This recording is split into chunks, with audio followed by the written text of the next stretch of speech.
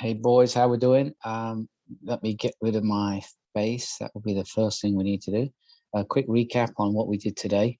I know some players are visual learners and some people like these kind of things, but just as a follow-up, we just looked at a couple of different blueprints. Speaking of blue, we are the team in blue. So 4 defenders, 2 holding midfield players, an attacking centre mid, a wide player, centre forward, and a wide player on the right-hand side.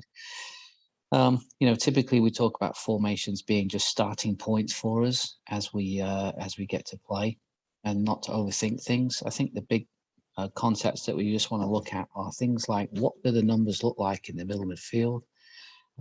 If we were playing a straight up 4-4-2, oh my gosh, I knew I'd do that. 4-4-2.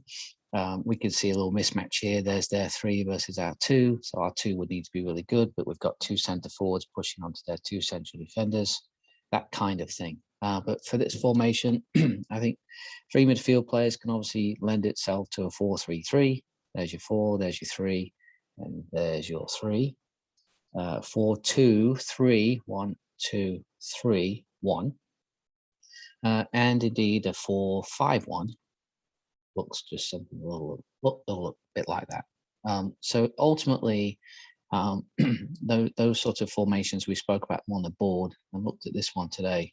The big thing is 3 central midfield players and the blend of those central midfield players. This ends up being a good matchup formation because most teams that we play don't do anything different. So we end up with their centre forward picked up by a central defender, a little pressure, a little cover. We end up with 3v3 in the middle midfield, and we can see it right just there. We end up with a little matchup there, a matchup there, matchup here, all over the pitch, really. Things that we spoke about is being on the ball and just understanding this. I can pick it up now. This white line here, penalty spot to penalty spot, is a good guide when we get to defending stuff too. But on the ball on this side of the white line, we like to see plenty of width from this player here. We'd like to see the centre forward not all the way over here, but on this side of the line. An attacking central midfield player probably as well in this area. On the other side of the line, we might end up with a left-sided player, left winger getting involved here. And potentially then one of the fullbacks to get forward. So there's the left back could bomb forward. Or it could be that the right back, the near side player, starts to do this to create some overloads. Again, ball gets switched to the other side. Let me see if I can pick this guy up. Oh, nice. Say it's with the left back right now. We spoke about, again, this guy now on this side of the field. Plenty of width here, okay, helping out. This is the player that can tuck in. This guy on the right-hand side, centre forward back onto the other side of the line, attacking centre mid involved somewhere there. So it's kind of the build-up parts to us and the shape. This line here, the one I picked up again by mistake a minute ago, is that we're not going to worry about this part just yet. That's a really difficult part. But just as a starting point, these 2/3 are the ones we want to look at the entire shape of the team. And essentially, when we're on the ball, this thing can get nice and big. 2 central defenders split this player out. The braver we can do this, the better we'll be at keeping the ball. These 2 players here have to be careful. We're okay with them being ahead of the ball here, potentially getting this one here. That doesn't make sense because the central defender can do that job. But the big thing is, if this ball does come into this middle midfield player here, this is the one that I spoke about in there. This one can't be there. It can't really be in here. We're just in the way. We can't pass it. This one, once the other CDM's got it, this one's nice. It's just split and get into that position there. And the reason why is we can obviously use this player now if we want to. This ball can come here. It's played in front, which is easy. Stops this player receiving the ball, blind over their shoulder. The other side of things is if this player that has the ball initially makes a mistake and loses it, this player is just slightly behind here. If we're here, there's a transition right there against our central defenders. So this player just back a little bit there and split.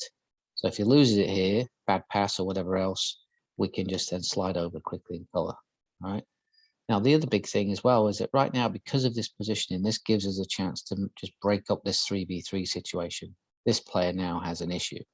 Okay, if he goes there, well, great. We'll just use this player and go and attack.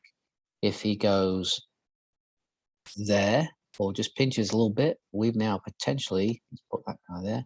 We've now got potentially got it. We've got a what we might call an entry pass into that centre forward, or indeed the attacking centre mid. So again, that was the 4-2-3-1. Nothing to overthink other than that forward being the other side of the line, width on the side of the field where the ball's at. And then the other side of things is we would like to think about numbers going forward as being close to 5 as possible. These two players sit. It's okay if we're in good possession that one of the fullbacks goes. The reason why we stayed away from it last year is the time it took for this to unfold was too long. And it has been in the past. So there's the basics, 4-2-3-1. Again, we'll talk about the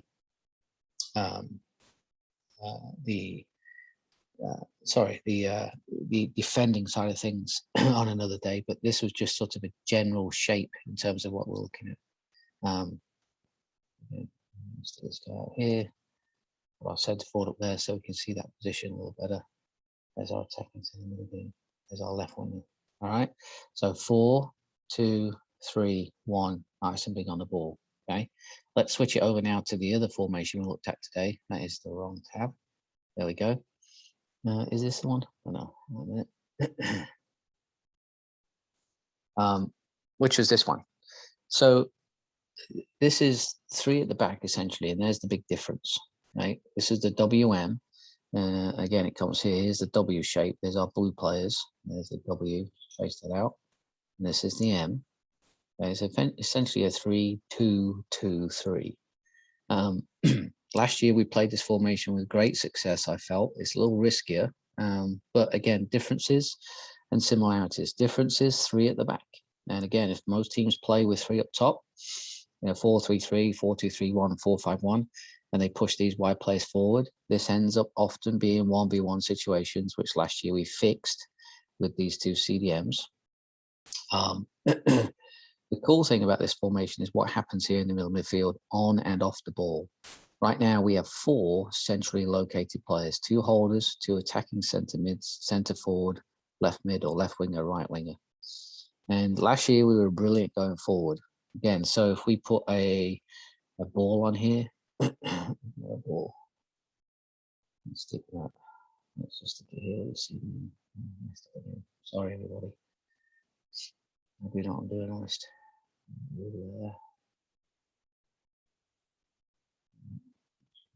So ball here with a CDM.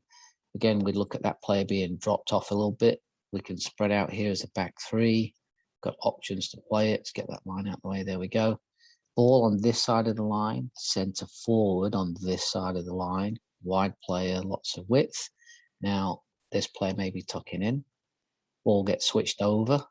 Let's stick this ball over here with, say, the left side of defender, central defender.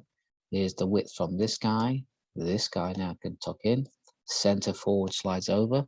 Oh, way to make these things not move. Centre forward slides over. But this is the thing that happens with this formation. Right now, the beauty of this is that we have these 2 players here. But here's one of them, right? And here's the other. They are entirely free to go wherever they want. Go pick on this player, go get into that space there, come and show there, whatever it might be. These 2 players could cross over, do whatever they wanted. Again, we'll talk about this part later on. But it was great to watch and difficult for the other teams to deal with. Okay. One of the things we spoke about today was to make sure that central midfield players in both formations, CDMs, don't get straight on to this player here on the ball, either the central defender or if the ball's with another defender, that this CDM is not, I've just made that ball tiny, it's not straight on. This pass right now to this guy, from this player to this player, very risky. I'll make it bigger. Oh, it's back. Because this player is blind. It's very difficult. It's difficult to go anywhere else with that. You're probably going to be in trouble.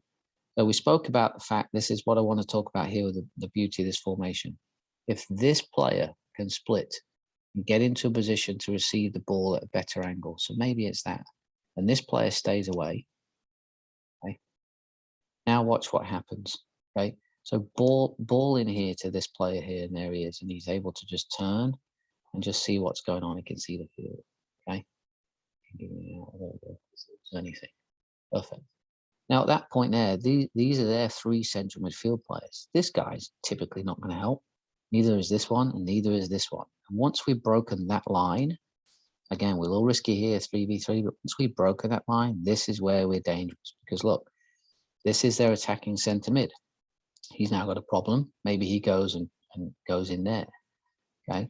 Maybe their CDM marks this player here, and the other CDM marks this player here. Well, guess what? We still have a 4th player in the middle of midfield to go deal with this. So ball comes in there. Now this player's got a choice. Does he stick around with this guy, or does he come over here, or what? Typically, what would happen was one of these players then steps up, and now all of a sudden this ball breaks the next line because we just got extra players over. Okay, so it worked really well because of that simple, just a numbers game. That simple 4v3 in the middle midfield. Okay, so again, there's their 3, there's our 4. If we can have one of these 2 players open, get it and turn with a good body angle, then these 3 are in trouble. If it's not on to go in and play to this guy, we can just share it amongst these 2. Works really well.